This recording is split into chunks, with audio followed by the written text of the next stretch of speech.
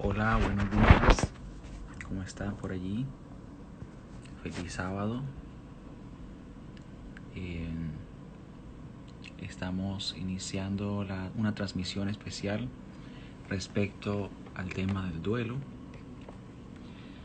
Para muchos cristianos católicos, hoy es el día más santo de todos los días, ¿no?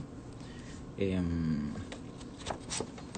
por supuesto que cuando vemos un poco Cuando vemos un poco lo que pasa en el mundo de hoy, que hay tanto silencio, uno se pregunta qué está pasando. Pareciera que el mundo está de duelo. Y hay otro aspecto muy interesante, muy importante, y es que a su vez que este día es de por sí silencioso, en este país y en todos los países del mundo estamos en una situación de duelo. Y por eso he querido abordar el tema de hoy, justamente tratando de dar algunas respuestas, algunas pistas. Porque si bien es cierto, eh, algunas experiencias de la vida basadas siempre en lo bueno que vivimos, en las cosas que nos favorecen, llega un punto en que empezamos a rechazar lo negativo. Por esa razón he querido invitar a varios de mis amigos para que nos unamos a esta iniciativa que surgió como invitación de misioneros en línea, eh, para hablar de un tema tan humano, tan particular como lo es el duelo. Buenos días a Gaby Emprende, a José Calderón y a Ana Gabriela, apodada como Agoa. Yo soy, partidario de que cuando comienza un live no hay que esperar tanto porque pues igual esto dura una hora y mientras más esperamos el tiempo se nos consume un poco. De igual manera este recurso que nos da Instagram de guardar los live es muy bueno, de mucho alcance por supuesto. Um, yo sé que algunos de ustedes, no, yo sé que algunos de ustedes no, todos ustedes han pasado por experiencias complicadas respecto al duelo, complejas diría más bien, eh, que en principio ustedes no les daban tanta respuesta, porque a lo que nos acostumbraron en algunas ocasiones fue: se murió, la vida sigue. Um, y si se murió otro, no tiene que ver conmigo. Si no tiene nada que ver conmigo, entonces a mí me da tristeza porque surge un sentimiento ajeno al otro, ¿no? Imagínate si ya de por sí cuando estamos en la calle la gente es tan ajena que no le importa el que va a su lado en el bus, en el metro. Claro, en este momento, cuando nadie se puede tocar, es cuando todo el mundo se quiere abrazar, abalanzar unos sobre otros. En este momento estamos experimentando que la parte humana está valorándose un poco más. Pero no la valoramos si no tenemos una pérdida. Y de ahí, de esa pérdida, es que viene nuestro tema de hoy, que es el tema del duelo. Um, Hace mucho tiempo, de verdad que intentaba, intentaba ver el tema del duelo y no hallaba por dónde entrarle. Hace muchos años, con las experiencias personales de pérdidas. Pero hasta que no encontré otra perspectiva, aquí me está diciendo Wendy Catherine que se nos une. Bienvenida, con ella vamos a abordar unos punticos.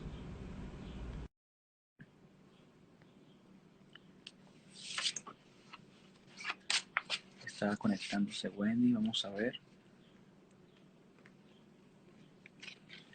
Mientras tanto, pues les comento que sí, que ciertamente nos acostumbran a que en nuestro día a día de la vida, um, pareciera que somos ajenos a los mismos procesos que vivimos y mucho más los que vive el otro también. Les mencionaba que a razón de que encerrados ante la tentación de pérdida, ante el sentimiento de pérdida, nos sentimos realmente interpelados y es cuando empezamos a buscarnos cómo es lo que estamos haciendo en este momento con este tema, abordando con estos tips que les quiero compartir. Um, Wendy, no sé qué le pasó. Wendy nos va a acompañar desde México eh, para compartir algunos tips sobre el duelo. Bueno, el tema del duelo viene en mí resonando desde hace mucho tiempo. Primero hay que entender que la palabra duelo viene del latín dolor, sufrimiento, y que cuando nosotros nos duele un pie, nos duele una mano, empezamos a sobarnos, pero no sabemos cómo sobarnos. No sabemos cómo acomodar ese músculo, no sabemos cómo cerrar una herida de una cortadura. Pues así justamente es el dolor. A veces es incomprensible el proceso, no nacemos aprendidos, no tenemos conocimiento como tal de lo que realmente debemos manejar. Um, Wendy, ok. Esa es la vista que tengo el día de hoy que me ayuda a ser un poquito más fresco en el tema que les quiero compartir. Una mañana radiante, una mañana soleada y de cielo azul. Buenos días, Wendy, ¿cómo te encuentras? Hola, buenos días. Eh, Estaba hablando de que estaba tratando de iniciar minutos antes para, bueno, ir poco a poco, pues, ocupando nuestros minutos, tratando de ir caminando hacia el tema del duelo, ¿no? Compartía Sí, que, no sé si escuchaste hasta dónde me seguiste. lo que pasa es que creo que está mal la conexión. No sé si se ve la imagen. Se ve un poco ¿Sí borrosa me ves? tu conexión, sí, se ve un poco borrosa. Está fallando un poco la conexión, pero sí alcancé a escuchar un poco sobre tu experiencia, sobre el duelo que lo viviste también. Y pues Sí. aquí estamos para aportar algún mensaje también. Sí, hay una escritora que hace un tiempo atrás estuve leyendo, se llama Elizabeth Kübler-Ross, ella es suizo-americana, ella escribió un libro que trata sobre la muerte y el morir. Es un tema del que poco se habla y ella muestra que podemos trabajar el duelo en 5 pasos. Primero, nos llega la situación en la que sucede algo inesperadamente, perdemos a una persona y se nos va. Entonces empezamos como a cuestionarnos por qué a mí, por qué no le pasó al vecino, por qué, por qué esta situación la tengo que abordar yo. Um, pero el asunto nos decía Miriam Israel que cuando empezamos a dolernos por una pérdida, tenemos que aprender a extrañar a esa persona que se va sin sufrir. Pero ¿cómo es ese proceso?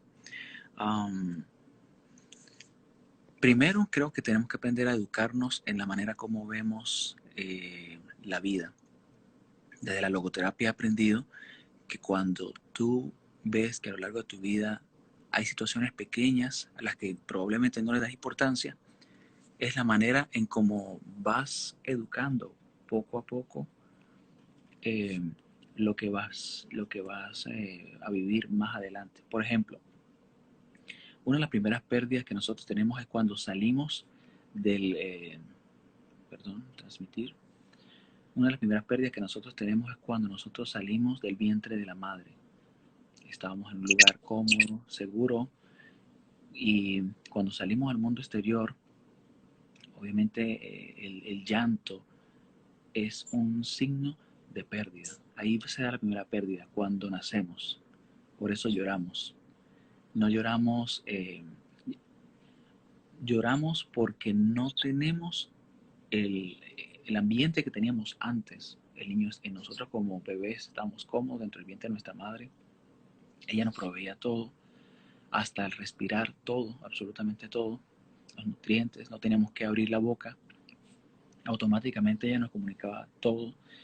Entonces ya en una situación donde se nos cambia el ambiente, se nos quita la seguridad, ahí ya hay un punto de pérdida. Luego también la pérdida, y que las tengo todavía muy presentes, es, por ejemplo, imagino que les pasó cuando cambiaron del kinder a la primaria. Yo no quería dejarla al kinder porque no quería dejar el juego y tener que centrarme en el cuaderno, en la tarea. Estaba un poco renuente.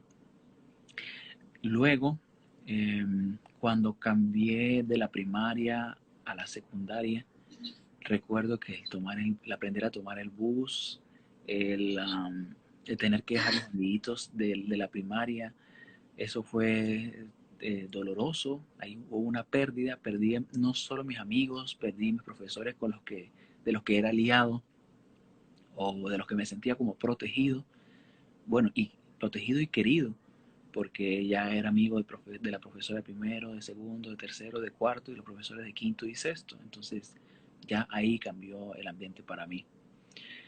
Otra pérdida luego dentro de la secundaria, cuando iba avanzando y según las secciones iban cambiando los compañeros, pero una de las grandes pérdidas se me dio cuando estaba en quinto año y se suicidó un compañero. Allí creo que empezó como para mí a significar un poco más este tema del duelo. Sí. Porque Muchas veces también hay que tener en cuenta que el duelo como un concepto con respecto a la psicología es como la adaptación después de una pérdida, ya sea de empleo, de una pérdida amorosa, como dice Dayana aquí en nuestros comentarios, si perder a una persona con la que tenemos una relación amorosa, también se vive un duelo. Claro que no todas las personas lo viven de la misma manera, pero sí pasan por un proceso. Un duelo de muerte nunca va a ser igual a una pérdida de amorosa, una pérdida de una amistad o de repente de un empleo, de algo material, nunca va a ser igual ese duelo. Pero lo que tú dices, como estamos acostumbrados a que no estamos acostumbrados a ese tipo de circunstancias. Entonces, cuando la vivimos así de golpe y no estamos preparados, es donde viene como esa experimentación de nuevos cambios, donde tú te sientes a la deriva que no sabes qué hacer. hay una cuestión muy importante y en la que quiero insistir mucho, no sé si la escuchaste, pero es que desde la logoterapia se nos enseña, bueno, yo estoy a punto de graduarme como consejero, tengo mucho que aprender, pero hay algo esencial y es que cuando nosotros aprendemos a vivir nuestra vida desde un continuo aprendizaje, es aprender a morir, porque el día de ayer ya no va a volver, entonces ya es una pérdida. Cuando la significamos o la resignificamos, porque si de repente pasan los días y no nos importa nada, ¿cuántos días de cuarentena hemos pasado? Bueno, yo tengo un poco más de un mes, así que yo voy contando como cerca de 45 días de pre-cuarentena y de cuarentena. Sí, Entonces, eh, yo entendí que están pasando los días, entendí que había una pérdida. Incluso decía yo, pero ¿qué hago con esta pérdida? ¿En qué estoy empleando el tiempo para aprovechar estos días que ya no van a volver? Entonces, desde esto concreto es cuando nosotros empezamos a ver un poco la vida de modo distinto. Y Um, también está, debido a esta situación, también sentimos un duelo porque no hay que ser indiferentes. Tú ves el noticiero y cuando nombran tantos muertos, tantos afectados, personas que mueren en las calles, sí, sin embargo, sentimos ese duelo, aunque no conozcamos a esas personas, ya estamos pensando como iglesia, ¿no? Como la sociedad, nos afecta lo que a todos nos está pasando. si en estos días me contaba una familia que perdieron el sobrino de alguien muy cercano y me dolió a mí porque yo quiero mucho a esta persona. Y resulta que el muchacho de 21 años se desplomó, parece que fue a razón del coronavirus, se lo llevaron y la cuestión es que no lo van a poder volver a ver más. Entonces, allí hay una pérdida irreparable, ¿no? Uno piensa, bueno, es que era joven, tenía el mundo por delante, tenía muchas oportunidades, eh, pero es lo que les estaba compartiendo, que si nosotros no aprendemos a ver las pérdidas pequeñas, nos va a ser un poco más difícil abordar las pérdidas grandes. Hay algo que me llamó la atención y yo dije, ay Dios, y es que cada pérdida nos va haciendo definitivamente más fuertes.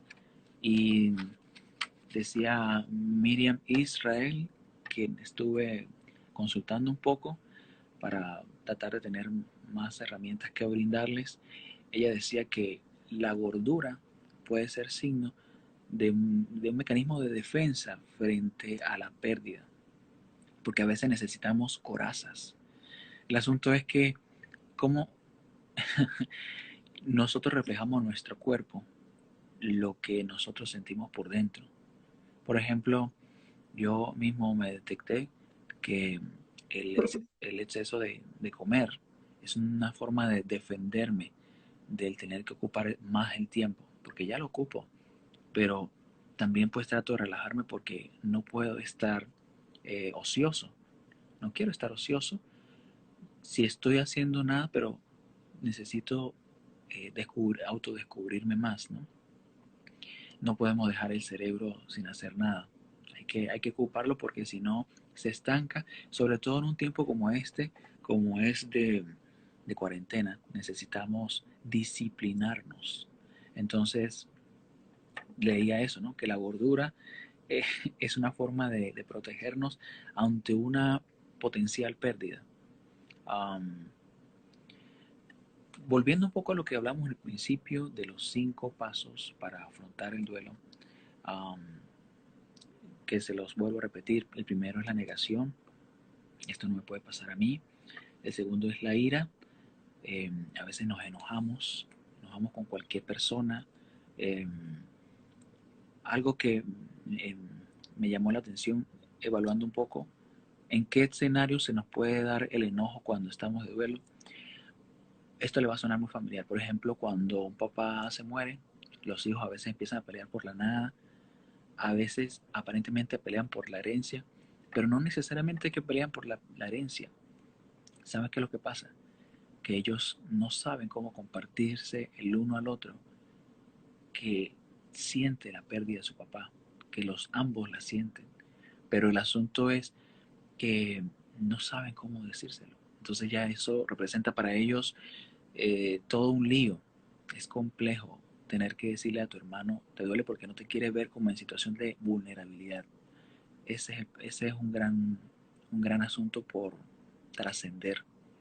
Nos cuesta mostrarnos, nos cuesta mostrar quiénes somos, porque, bueno, lamentablemente quienes se aprovechan de la vulnerabilidad del otro, ¿no?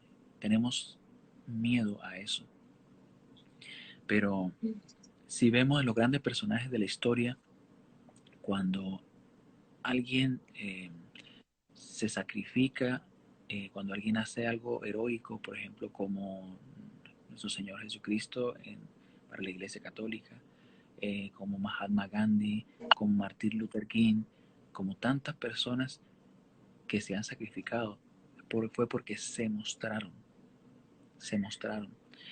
De una u otra manera, ellos interiormente tuvieron que irse preparando para perder su vida, pero perderla por una causa. Por ejemplo, en caso de en Latinoamérica, Simón Bolívar, conocido por algunos países latinoamericanos, que liberó 5 naciones, él también vivió una situación de pérdida. En la serie Bolívar es que estoy tratando como de juntar a los conocimientos, experiencias para que realmente nos pueda hacer claro cómo superar el duelo. En la serie Bolívar me acuerdo muy bien que al principio a él le dolía perder el dinero, pero no era porque fuera avaro, sino porque él sentía que tenía que tener un resultado el hecho de hacer una inversión. Y eso es lo que pasa. Cuando nosotros estamos emprendiendo un proyecto, le ponemos demasiada expectativa. En estos días decía una frase, creo que en el otro live que hicimos contigo, decía que hay que esperar lo peor apostando y aspirando a lo mejor. Entonces, recuerdo también otra de las pérdidas en la misma tónica de Bolívar, cuando enfrentándose las distintas batallas perdía soldados y personas muy queridas. Um, bueno, cuando perdió su esposa, esa escena me gusta mucho porque él perdió su esposa, pero resignificó esa pérdida. ¿Cómo es eso de resignificar? Es pensarse la vida, y eso es muy logoterapéutico, pensarse la vida sin esa persona. Por ejemplo, cuando estaba en Venezuela, me pensaba la vida sin mis papás. Yo viví mis 30 años de vida con mis papás. Ay, perdón, ya me delaté en la edad. Este, eh, yo no me imaginaba sin ellos. Siempre salía, volvía. Pero el hecho de tener que pensar en que las condiciones de Venezuela eran tan drásticas implicaba tener que empezar yo mismo a procesar de antemano la pérdida. Y Y sin tratar, embargo, todas las personas que hemos salido, salimos a otro país a volver a comenzar, creo que a todos nos aborda esta pregunta. O sea, como eso de pensar de que qué pasa mientras yo estoy en otro lado, que no pueda venir o que de uh-huh, repente, por decir, yo tengo a mis papás allá, familia, y fue lo primero. O sea, tú no piensas como que no, es que se quedaron mis cosas aquí, y si se dañan o si se pierden, o no, el primer pensamiento que se te viene a la cabeza es esa significación del apego familiar, porque es algo que se teje día a día, ¿no? sí, porque el Entonces asunto es es como, imposible como dejar de lado, ¿no? Ellos están bien, Dios está con ellos, ¿no? sí, pero es que Sin el asunto embargo, es que, por ejemplo, lo que nosotros nos duele es lo que para nosotros vale mucho. ¿Ves?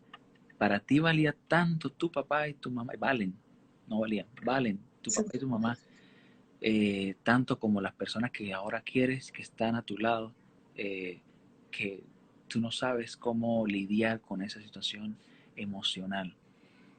Pero y muchos en el exterior, amigos, han perdido familiares estando fuera del país y no pueden regresar a verlo.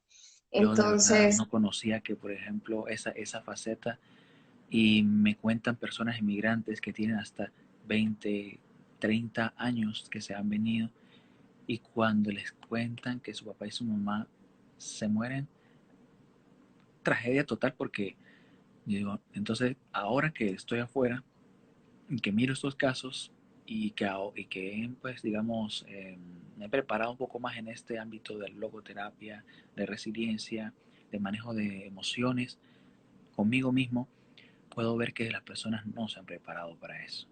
Eh, y y sin embargo, es bueno como esas personas que pierden a un familiar, a un ser querido o a alguien allegado, es bueno que conozca esto de que hay que que se pasa por un proceso, ¿no? Porque a veces como que como no tenemos esa educación de autocontrolar esos sentimientos, entonces pensamos que o de repente una persona lo está viviendo cerca y decimos, ay, qué dramático.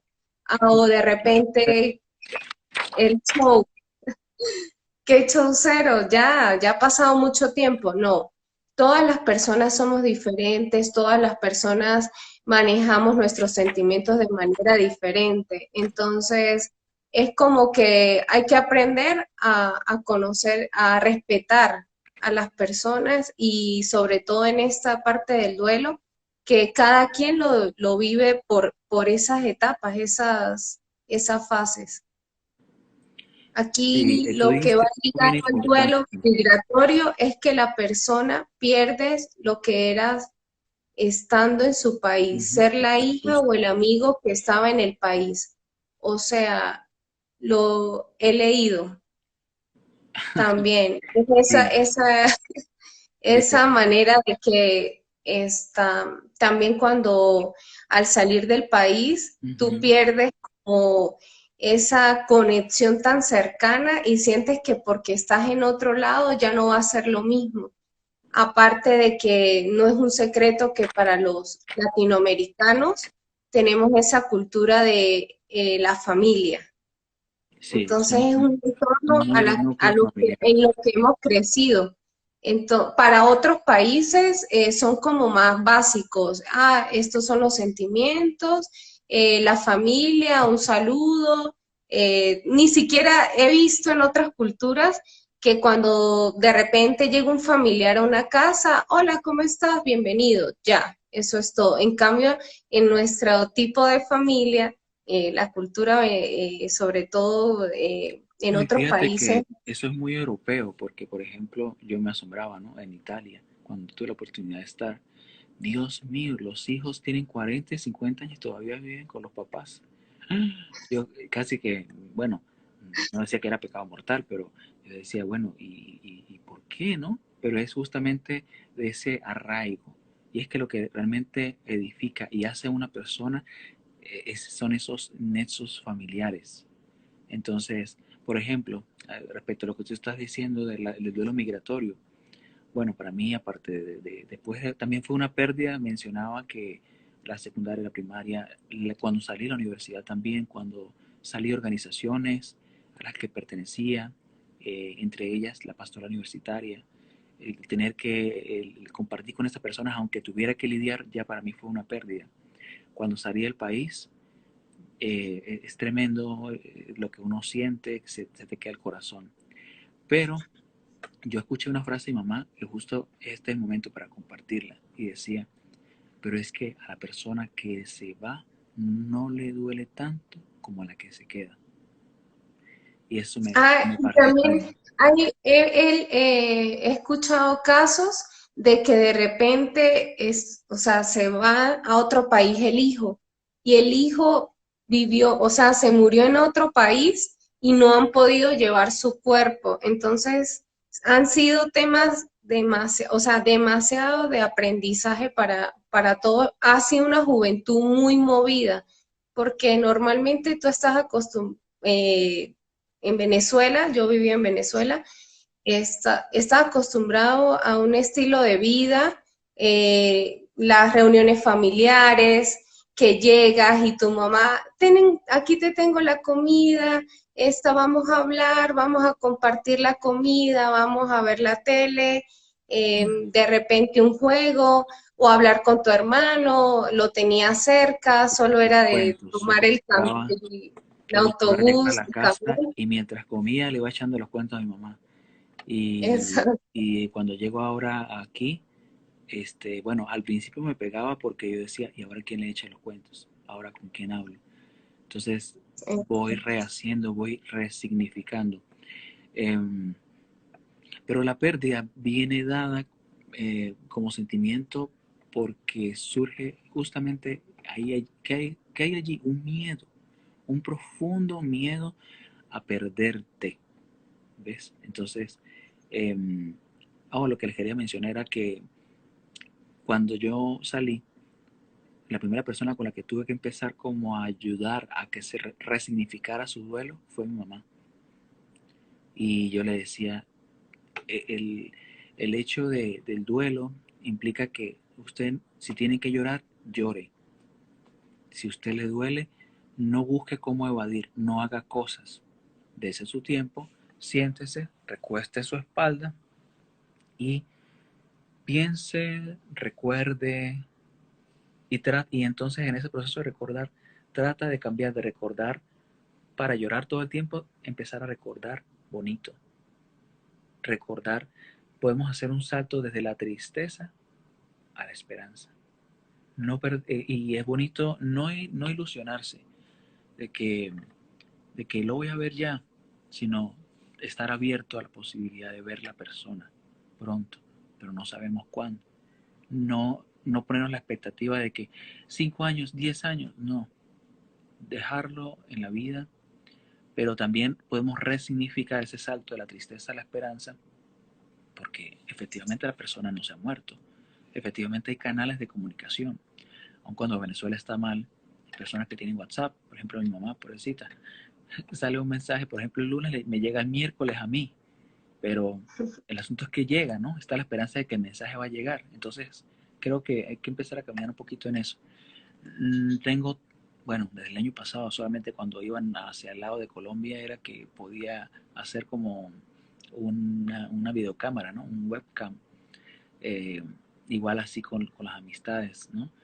Pero especialmente con Sí. ellas. O sea, esto lo traigo como en este momento aquí, justamente, no porque quiera mostrarme, ¿no? Pero sí para que identifique dentro de ustedes, dentro de los que son inmigrantes, que yo veo que son varios aquí, que a la primera persona a la que tienen que ayudar es a su mamá y a su papá, a resignificar ese miedo que significa no poder volver a sus hijos. Entonces yo le digo a mi mamá, pero si usted se queda sin hacer nada, solo entristecida en la casa, entonces ¿cómo vamos a manejar la esperanza de que nos vamos a ver? Y usted tiene que seguir haciendo cosas. Yo le decía, usted no puede dejar de coser, usted no puede dejar de inventar todo lo que hace en la casa, de cuidar las matas, de leer. A ella le gusta mucho leer. Entonces, bueno, léase todo ese montón de libros que yo me leí. Es una manera de resignificar y de acercarse a lo que hacía la persona. Eh, Hay algo curioso y es que, bueno, antes de venir, yo había creado una fundación donde nos dedicamos a dar comida a gente, personas de la calle, abuelitos en situación de vulnerabilidad, abuelitos abandonados prácticamente por personas que se les fueron, unos abandonados a propósito, otros abandonados porque no había otra opción, estaban solitos. Y el hacer la comida, pues ahora para ellas es una manera, a mi hermana y mi mamá, es una manera como de resignificar mi presencia física, ¿no? Aunque estoy emocionalmente y digamos, está el apoyo también económico, o sea, está también el apoyo de ideas, de iniciativas que hacemos en la distancia. Se resignifica el vínculo. Ya no está ese miedo, tenemos el grupo familiar de WhatsApp, nos comunicamos, nos reímos y mi hermano que está en Europa, entonces llegamos a un punto de encuentro donde nos sentimos que estamos juntos. Eh, pero realmente, ¿cómo se puede afrontar un miedo? El asunto es que para, para en muchos países, muchas culturas, hablar de la muerte es un tabú. Y es que, eh, como decía, si educamos nuestra manera de ver la vida, empezamos a tomar ciertas previsiones.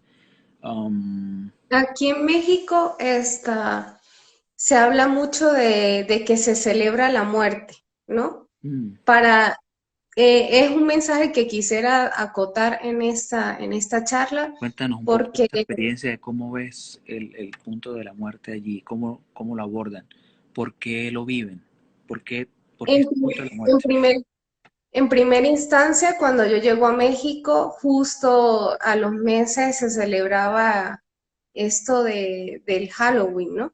Ujú, Entonces, hacen como una parte que es para, antes de eso, que es para celebrar los muertos. Pero obviamente yo no me podía quedar con eso de que, es la muerte y vamos a celebrar Halloween, porque pues yo soy católica y es una costumbre con la que no me siento identificada, por lo que lo han transversado. O sea, el tema este ya se ha convertido en otra cosa. Entonces, llego y le pregunto a un sacerdote de qué se trata, o sea, por qué los mexicanos le celebran la muerte. Entonces él dice que es algo que viene de historia, de antes. Se supone que esto es que se debe celebrar la muerte porque es un encuentro con Dios y es algo que el ser humano, como tiene ese miedo de encontrarse con Dios por no sentirse preparado, por no cumplir los mandamientos, por no hacer las cosas bien o que de repente se autojuzga y llega ese momento como que no está preparado para la muerte. Entonces, en México, la historia es celebrar la muerte porque nos vamos a encontrar con Dios. ¿Y quién no se quiere encontrar con Dios? Obviamente es un estado de alegría, de que no cabe en el corazón.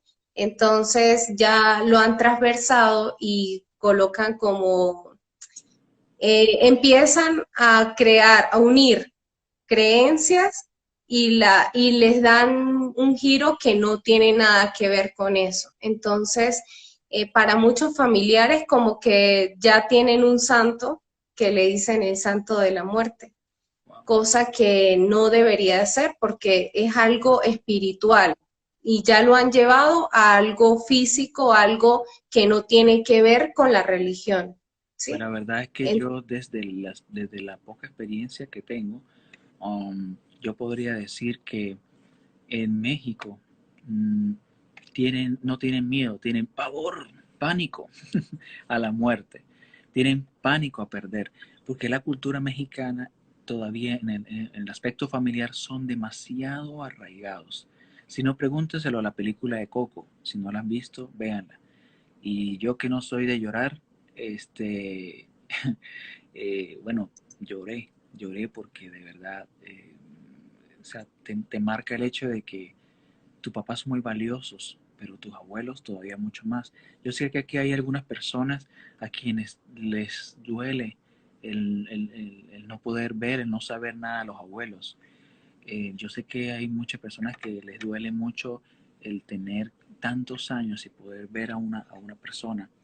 Eh, pero sí, en principio pienso que hay que resignificar cómo voy a empezar a vivir mi vida sin esa persona. eh, Tenemos que empezar a ser conscientes de lo que sentimos, por ejemplo, de la negación. ¿Por qué esto me pudo pasar a mí? ¿Por qué esto me tocó a mí? No, tengo que ver la realidad, es mi realidad, eso es la situación que estoy viviendo. El segundo, lo segundo también que viene decía, dime, También viene la segunda fase, que es la fase del enfado, de la el enojo. indiferencia, del No, enojo, el ¿no? Que enojo, tú también comentabas.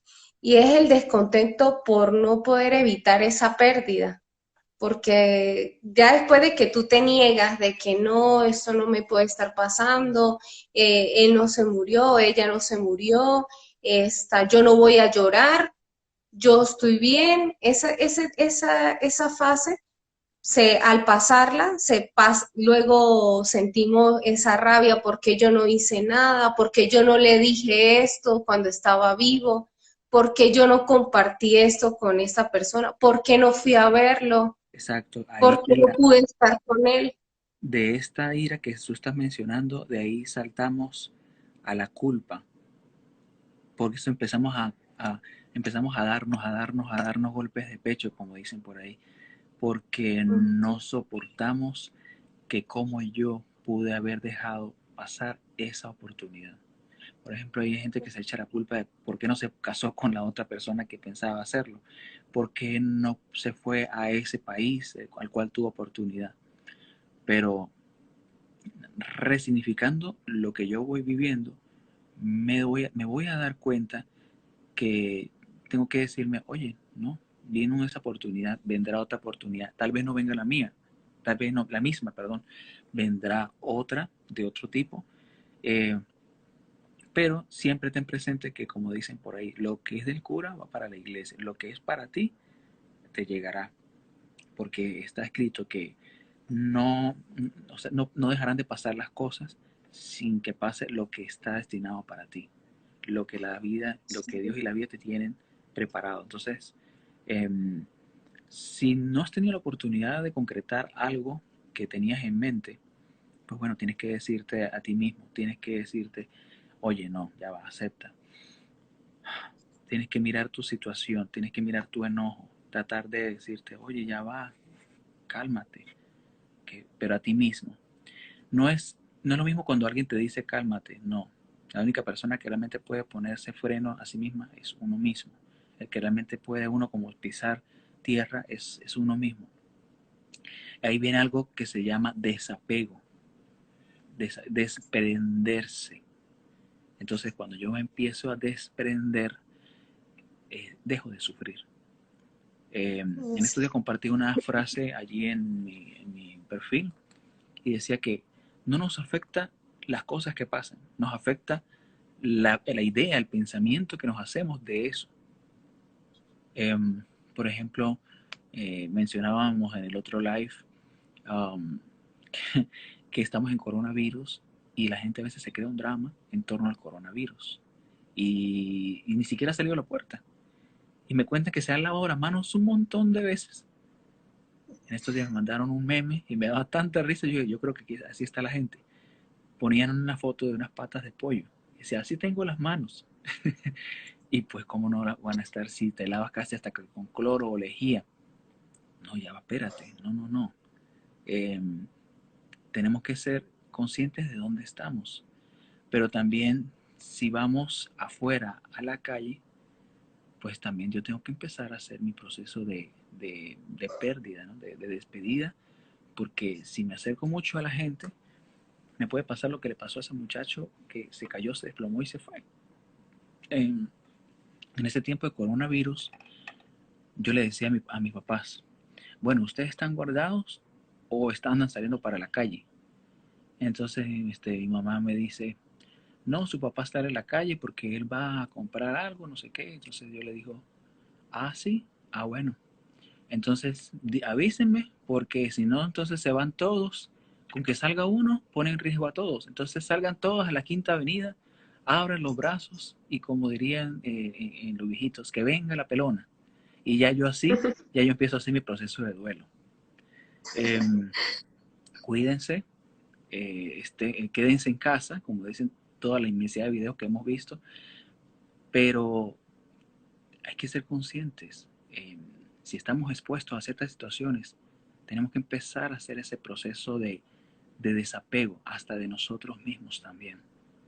Eh, algo que también tenemos que aprender, por ejemplo, bueno, estoy en una edad joven, adulto, pero si ustedes se dan cuenta, los años van pasando, los cabellos van cambiando de color, la piel ya no es la misma de cuando tenías 12, 13, 14, 15, 18 años.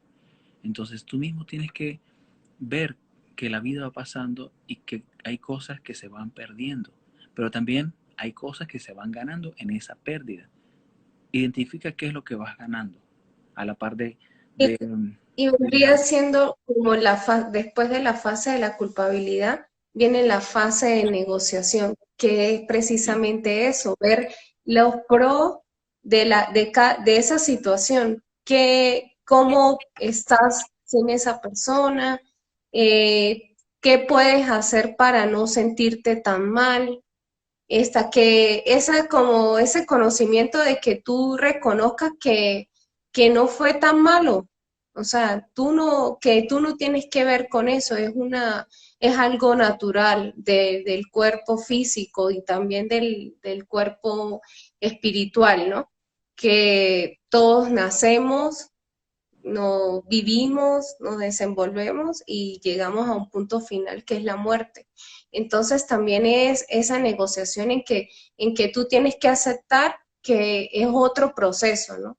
El vivir, el morir, entonces reconoces que también todas las cosas bonitas que viviste con esa persona, todas las cosas que en algún momento tal vez le ayudaste, indirecta o directamente. También todos esos sentimientos que aún viven y que sin embargo los hace, aunque no esté físicamente, los une espiritualmente. Sí, y fíjate que hay, tratando como de focalizar un poco las ideas, porque nos quedan cerca de 12 minutos más o menos. Si tú realmente quieres resignificar tu duelo, te aconsejo que lo vivas en 4 pasos. El primero de ellos y aplica para la inmigración, aplica para la muerte de alguien muy querido, aplica para este tiempo de coronavirus, saber que nos cambiaron toda la dinámica de vida, todas las rutinas, aplica para darse cuenta que, bueno, hay cosas que definitivamente no se pueden iniciar por distintos factores. Entonces, lo primero que yo tengo que hacer es honrar a esa situación, a esa persona. En el caso de una pérdida, tengo que honrar a la persona y es darme cuenta del valor que tiene, eh, que la persona vive su propio proceso. Y entonces empiezo a mirar lo que va viviendo el otro. Por ejemplo, honrar a mis padres, darme cuenta que ellos van en un proceso de, así como fueron subiendo, van a otro proceso bajando, de descenso, de entrega. Cuando vamos, yo pienso que cuando vamos como hacia los 50, vamos sumando, sumando, ganando, ganando, ganando experiencia, ganando conocimiento, ganando títulos también se puede decir, eh, muchas cosas muy buenas. Pero cuando pasan los 50, me decía alguien, cuando ya se llega a los 60, algunas personas empiezan muy fácilmente a perder la mentalidad, empiezan a perder la cordura. Entonces, en ese proceso de descenso, tenemos que aprender a honrar a estas personas. Eh, el honrar es un reconocimiento que tú le das. Eh, lo segundo es pasar de ese reconocerle a agradecerle. Hay muchas cosas que esa persona que me es tan querida ha hecho por mí. Bien lo decimos, querida. Ha habido algo que esa persona ha marcado en nuestra vida para que nosotros nos sintamos como en deuda. Cuando tú tienes afecto por alguien, es una especie como de deuda. Tú sientes que el corazón siente que se quiere dar, que se debe dar a esa persona por algo que ha sucedido, alguna conexión. Entonces, agradecer el vínculo. ¿Por qué? Porque, por ejemplo, yo tenía tiempo que no veía a esta niña que tengo aquí en la otra pantalla. Y, y yo, bueno, hay veces hay personas que uno deja de ver por mucho tiempo, por muchos años. Y uno honra. Y qué persona tan bonita. A veces habla mucho, habla poco, pero algo ha marcado mi vida y uno agradece. Entonces, cuando ya uno vuelve a retomar, cuando la vida te permite retomar situaciones como para reconectar, qué bonito, ¿no? Qué rico, ¿verdad? Es el vínculo, es algo auténtico. Los recuerdos, ver fotos, Exactamente, sí. videos o de repente recordar una anécdota.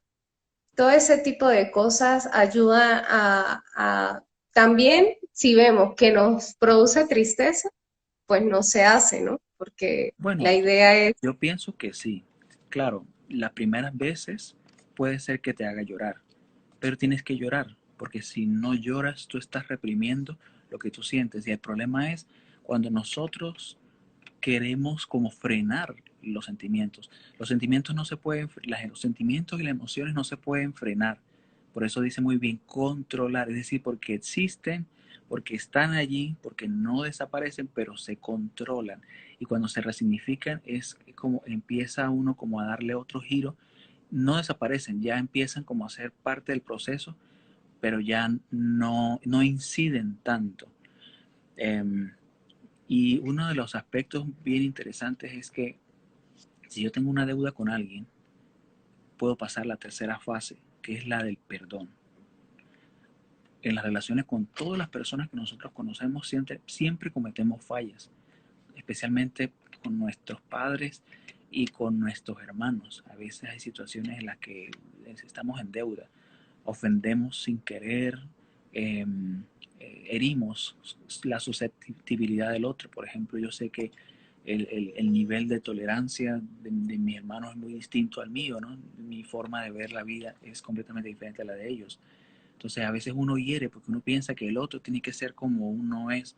También hay que pedir perdón por eso. Hay que pedirle perdón a los papás porque a veces quieren morirse. Entonces no tienen que morirse. Pelean hijos que pelean con los papás porque dicen tienes que luchar. No, tú tienes que respetar. Si vas a honrar a esa persona, tienes que respetar el proceso de esa persona. Y cuando, por ejemplo, la persona está con enfermedad terminal, no tienes que decirle, mejórate, vas a estar bien. Tampoco le vas a decir, bueno, muérete ya. No, tampoco, o sea, ni tan calvo ni con dos pelucas. Es acompañar a la persona.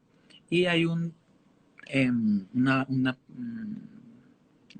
les digo? Una manera en la que podemos realmente honrar al otro y es a través de cuidados paliativos. Se da la ocasión de que, por ejemplo, si alguien está enfermo en una familia, la tendencia es a llevarnos la persona al hospital y invertimos todo y nos endeudamos hasta donde más no podemos solo porque tiene que vivir, tiene que vivir, tiene que vivir. No, déjalo en casa, déjalo en casa. A veces hay quimioterapias que yo he notado en algunas personas, amigas muy queridas y que bueno, todavía tengo un poquito el nudo en la garganta, estoy manejando esas pérdidas. Eh, Algunos no se les ayudó y se les presionó mucho para que fueran a las quimioterapias y se murieron. Otros tuvimos la fortuna como de disfrutarlos más en casa, de dedicarles más el tiempo, de sentarnos con ellos, escucharles, preguntarles las historias. Me acuerdo que a una amiga la llevaron a la playa, la llevaron de viaje, hizo cosas que ella sentía que tenía pendiente y qué bonito fue la familia llegar como a esa conciliación, a esa negociación. Vamos, vamos a hacer esas cosas que la abuela, que mamá, que papá siempre ha querido, ¿no? Es una manera de pedir perdón también, sobre todo cuando han habido graves heridas como por ejemplo de abandono, de abuso, eh, de muchos daños difíciles. A veces no sabemos la historia del otro. Tenemos que aprender a silenciarnos y mirar que a veces el otro no tiene la culpa de lo que hizo porque fue marcado previamente por alguien que le destrozó la vida. Entonces, no es que nos quiso destrozar la vida a nosotros, sencillamente esa persona algo tuvo que haber pasado para llegar a ese punto. Y Y en es cuanto como sí, es como el acompañamiento, ¿no? sí, Tenemos el ejemplo de la Virgen María, ¿no? Que ella, aún sabiendo la misión, para qué venía Jesús al mundo, ¿no? Está siendo madre, que es algo, un vínculo demasiado estrecho, o sea, no hay nada que rompa ese vínculo entre madre y un hijo. Y ella prácticamente nos demostró que cuando tú respetas, aceptas los designios de Dios y aparte respetas lo que cada persona pues proyecta para sí o sus sentimientos, tú nada más acompañas. esta Aquí no, no, esencia es muy importante. Hay que aprender. porque, A veces porque nosotros, prácticamente María Jesús es condenado y empieza a pasar este calvario, ¿no? uh-huh, María en un momento se le muestra a él. Ella se estaba como ya está muriendo escondiendo, de dolor. se estaba muriendo de dolor. Y en eso ella, me imagino, en su posición dice, no, necesito ver, que él me vea, que estoy aquí con él. Entonces se va hasta muy cerca y cruzan miradas. Y yo creo que en las miradas se demuestran muchas cosas. Entonces, fue un ejemplo demasiado impactante para mí como madre y para como ser humano, ¿no? Que siendo ella su madre, en ningún momento como que en otra sale corriendo, le quita la cruz, empieza a pegarle, no, ella se resignó y acepta esto como que yo conozco a mi hijo y sé que pues su vida es eso, se hace a un lado y sin embargo ella sigue acompañando hasta lo último. Y sin embargo, cuando ya Jesús muere en la cruz, lo bajan al sepulcro y todo lo demás, ella sigue en oración con los discípulos. Y era lo que veníamos hablando, de que también se muestra en esta Semana Mayor ese acompañamiento de los amigos, de las personas que están a nuestro alrededor, ¿no? Jesús escogió a esas personas, las escogió como sus más allegados, les confió su vida porque vivió con ellos, creció con ellos.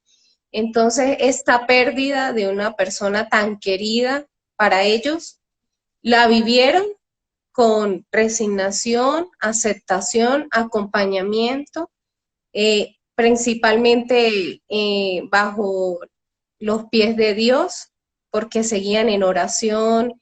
Entonces es un ejemplo mayor para nosotros los seres humanos, que siempre vamos a ir o sea, tenemos que estar enfocados que siempre la primera ayuda es Dios. Dios te va a dar la sabiduría para que tú aceptes, para que tú controles esa tristeza, sepas cómo acompañar, qué palabra puedo decir, A veces qué no no hay que debo decir hacer. tanto. A veces hay que, como decíamos hace rato, es la presencia. La persona necesita que tú estés ahí, más que tú empieces a darle, más que empieces a darles un discurso. Hay algo que quisiera recalcarles, que a Jesús le dolió mucho la muerte de su amigo Lázaro. Dice que Jesús lloraba.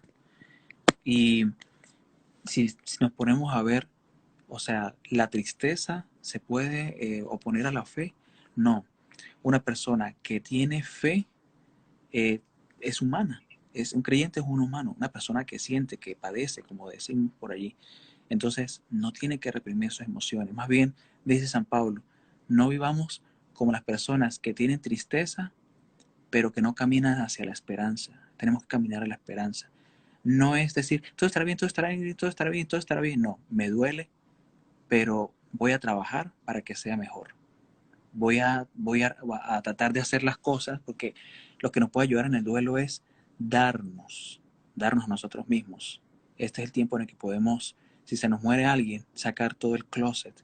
Si se te fue alguien, emigró un hijo, un familiar, yo le decía, mamá, saca regale toda la ropa, regale todo el closet, los zapatos, que alguien los debe estar necesitando. Entonces, de una u otra manera nos unimos como al sentir esa otra persona. Y también, sobre todo, es darnos cuenta que el que deja de funcionar es el cuerpo, pero la persona no deja de existir, porque la persona, la personalidad es el alma. Entonces se acabó la carne y el hueso y la sangre, pero la persona sigue viviendo en esta otra existencia que nos espera, que es la vida Y eterna. es lo que dice, también sería bueno recordar a esa persona como cómo le gustaba vernos a nosotros, ¿no? ¿Qué le gustaría que Esa nosotros persona no quería hubiésemos hecho? vernos tristes, llorando, sobre todo una mamá Mm. que pierda un hijo, por decir, o una mamá que pierda a su mamá, pues. Nos queda un Esta, minuto, nos queda un minuto, y en este minuto solamente quiero decir que el cuarto paso es, por el gran amor que yo te tengo, en el momento que tú quieras, yo te dejo ir. Y eso sirve para la muerte de alguien, sirve para cuando tienes que despedirte de una pareja, cuando tienes que, bueno, cambiar de trabajo, yo te dejo ir. Pero es una decisión. Entonces, pues, creo que en este día santo tratemos de entrar en silencio y reflexionar un poco en torno a estas cosas. Afortunadamente este live va a quedar grabado, que por eso quiero cerrarlo para poder descargarlo y que quede disponible para aquellas personas que quieran compartirlo. Les envío un gran abrazo. Muchas gracias a ti, Wendy, por gracias estar a ti con también. nosotros también. Eh, y un abrazo grande para cada uno. Disfrútense este día. Disfruten de familia. Un abrazo y quédate en casa.